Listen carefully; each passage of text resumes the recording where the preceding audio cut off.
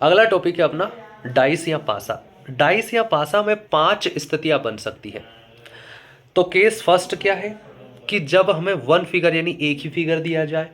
Case second क्या हो सकता है कि जब हमें दो फिगर दिए जाएं।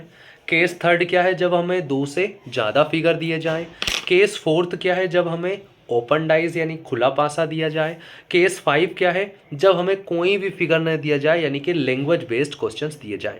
तो सबसे पहले हम केस सेकंड को यानी कि जब टू फिगर दिए जाते हैं तो उनको सॉल्व करने की कोशिश करते हैं।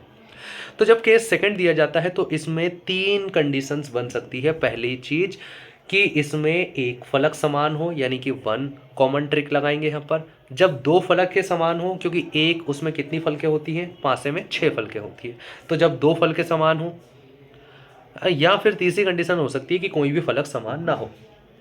तो इसमें हम 3 ट्रिक लगाते हैं, one common trick, two common trick और नो कॉमन ट्रिक। जब भी एक फलक समान हो तो ये सबसे आसान रहता है पासे में। इसमें क्या करते हैं, जो भी कॉमन है, वन कॉमन है, उसको ऊपर नीचे लिख लेते हैं और दोनों में उससे क्लॉकवाइज घूम जाते हैं और आंसर दे लेते हैं। अगला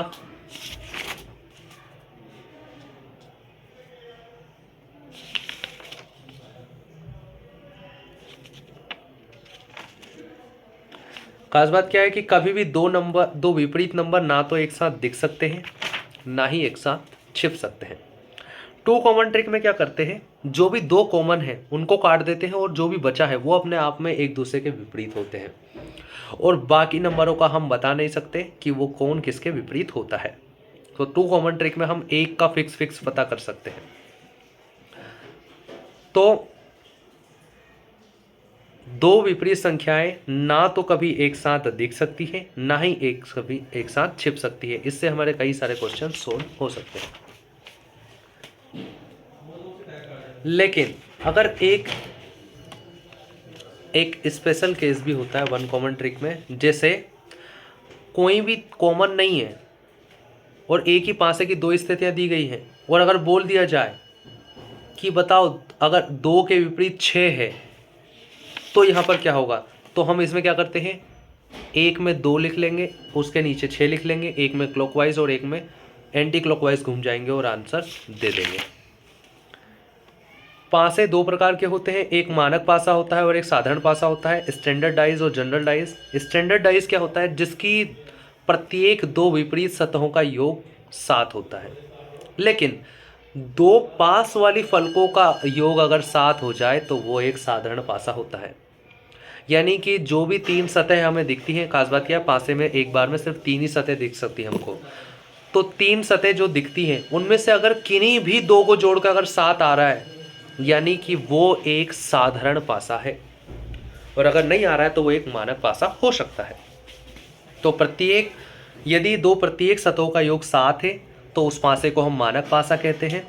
यहाँ विपरीत संख्याएं पहले से ही निश्चित होती है, 1 का विपरीत 6, 6 का 1, 2 का 5, 5 का 2, 3 का 4 और 4 का 3 होता है।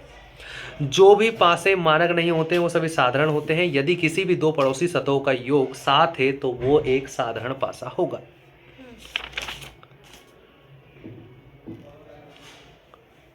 अगला क्या है, केस फर्स्ट। केस फर्स्ट में हमें जब वन फिगर दी जाती है तो वन फिगर में हम बिल्कुल भी पता नहीं लगा सकते कि कौन किसके विपरीत है। बस शर्त यह है कि अगर मानक पासा बोल दिया जाए तो हम वहां पर आंख बंद करके बिना फिगर देखे भी बता सकते हैं कि कौन किसके विपरीत है। केस थर्ड क्या है, जब एक ही पासे की दो से अधिक स्थितियां दी जाए तो यहां पर हम क्या करते हैं, कोई भी दो फिगर उठाते हैं और उनको वन कॉमन ट्रिक से सॉल्व करने की कोशिश करते हैं। अगर वन कॉमन ना हो तो टू कॉमन से, और टू भी कॉमन ना हो तो फिर हम सॉल्व नहीं कर सकते।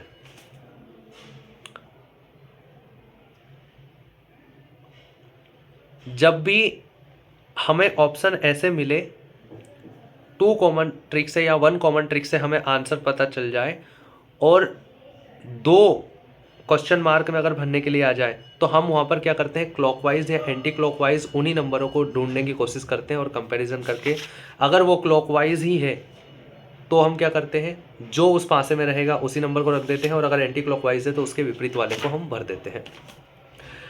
तो वन कॉमन ट्रिक में जो भी कॉमन होता है वहाँ से क्लॉकवाइज घूमने पर उत्तर प्राप्त हो जाता है या एंटी क्लॉकवाइज, पर दोनों पासे में वही घूमते हैं अपन। टू कॉमन ट्रिक में जब भी दो कॉमन होते हैं उनके अलावा जो भी बचे होते हैं वो आपस में विपरीत होंगे। दो विपरीत अक्षर ना तो एक साथ छिप सकते हैं ना ही एक साथ दिख सकते हैं। इसकी मदद से हम आंसर देते हैं। नो कॉमन ट्रिक कोई ट्रिक नहीं होती, यहाँ पर हम नहीं बता सकते कौन किसके विपरीत होता है। जब भी पासे की केवल एक स्थिति दी जाए तो हम यहाँ पर अनुमान लगा सकते हैं, आंसर नहीं दे सकते।